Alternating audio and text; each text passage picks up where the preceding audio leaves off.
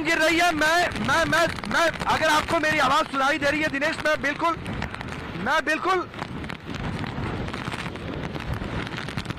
मैं बिल्कुल safe distance पर हूं और आप देखिए ये शेड धीरे धीरे टूटकर उखड़ता हुआ, जैसे जैसे तूफान अपने पीक पर जा रहा है, जैसे जैसे लैंडफॉल की प्रोसेस आगे बढ़ रहा है, वैसे वैसे ये विनाश अपने पीछे छोड़कर जाएगा।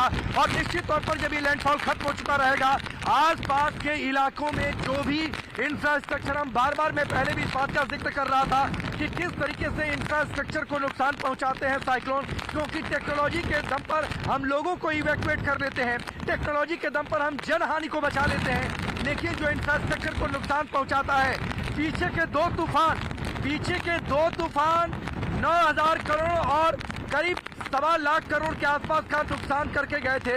अब इस बात पर नजर है कि ये तूफान ताउते भी इसी तरीके के नुकसान पीछे छोड़कर गया। अब नजर इस बात पर है कि गुजरात में ये बिपरजॉय अपने पीछे कितना बड़ा इकोनॉमिकल नुकसान गुजरात को पहुंचा कर जाता है। अब ये देखिए शेड लगातार उखड़ता हुआ, जैसे हवाओं की रफ्तार लगातार बढ़ती जा रही है और इस वक्त यहाँ पर हवाओं की रफ्तार है 110 किलोमीटर प्रति घंटे, 110 किलोमीटर प्रति घंटे के आसपास ये हवाओं की रफ्तार, और यही वजह है। और देखिए मैं कहता हूं कि जो साइक्लोन जिसका जिक्र कर रहे थे, चक्रवात जो गोल गोल घूमते हुए आगे बढ़ता है, तो हवाओं की एक रफ्तार नहीं, वरना सोचिए ये शेड नीचे से उखड़ रहा है, कितनी मजबूती से इसकी वेल्डिंग की गई होती है, जो डिस्पेंसर है उनको नुकसान। अब मुझे लगता है कि शायद ये शेड जब गिरेगा तो जो डिस्पेंसर है उन्हें नुकसान पहुंचेगा, बगल में जो टैंकर रखे हुए हैं उन्हें नुकसान पहुंच सकता है। लेकिन ये तस्वीर इस बात की तस्दीक कर रही है कि ये तूफान कितने अपने भीषण दौर में अब प्रवेश कर रहा है।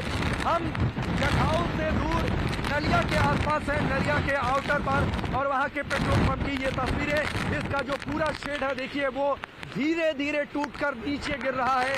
और यकीन मानिए जिस तरीके का मेरा जो कुछ नेचुरल कैलामिटीज को कवर करने का जो एक्सपीरियंस रहा है थोड़ा बहुत, उसमें ये शेड बिल्कुल नहीं बचेगा। जिस तरीके का ये तूफान है, आप अंदाजा लगाइए कि ये किस तरीके से तबाही अपने साथ लेकर आ रहा है।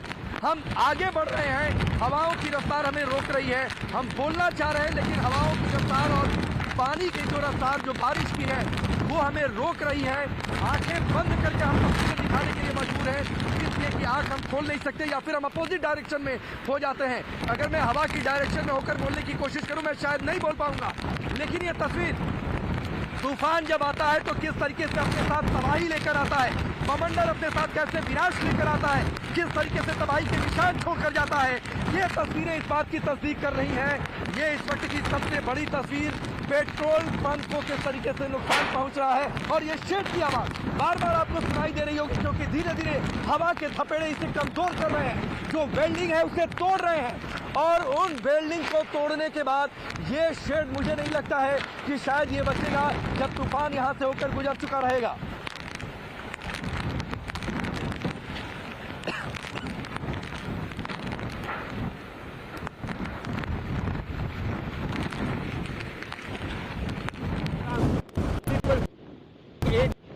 Have been moved to Delta camp, and also around 5,000 to 6,000 hoardings have been safely removed.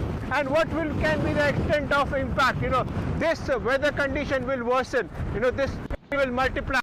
It will go up to 50 kilometers to 75 kilometers per hour. It can blow away you, me, and my cameraman also. This is the extent that is possible out here, and the damage it will cause is something that is beyond imagination. But definitely all preparedness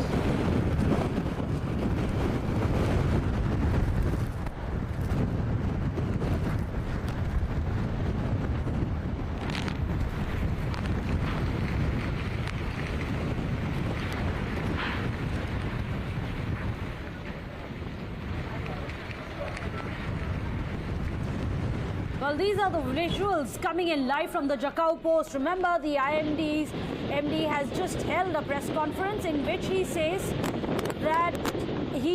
that Jakhau Post is very close to where the landfall is being made by Cyclone Biparjoy. Let me go